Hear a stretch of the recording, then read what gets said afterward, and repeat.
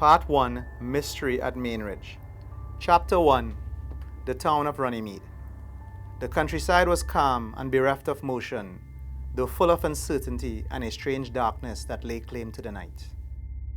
Inspired by our mystical indigenous stories about Papa Bois, Wawa Douglas and Dwens, and places like the Main Ridge and the Silk Cotton Tree, author David Raj Paulsing wrote the Chronicles of Kairi, a series based on his love for local and Caribbean folktales, the natural beauty of our twin island republic, and his love for words. The book follows the adventures of 13-year-old Canadian twin girls in Tobago and the many local characters they encounter. Amber and Alyssa are my real nieces. It's based on them at 13 years old. They're much older now, they're 20. But it was kind of, in the beginning, it was written for them, right? And it still is, because they are the main humans and the heroines of this story. Unfortunately, I have never had any of these experiences, but I've heard aunts and uncles and dad and everybody talk about coming home late from the movies one night and, Sukunya is waiting there and, you get the stories. But nothing for me so far.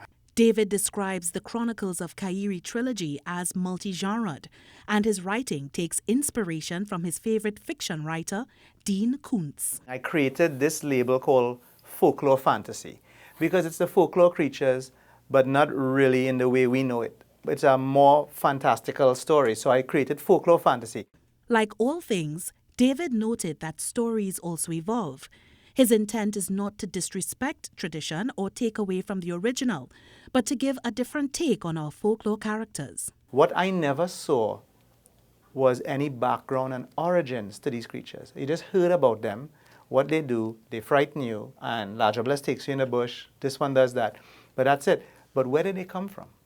Now, we know in the stories that they're, African, and it's mixed with all sorts of religions and Catholicism and the French and all that. But what about before that? David's advice to budding writers is, no matter the age or genre, be your authentic self.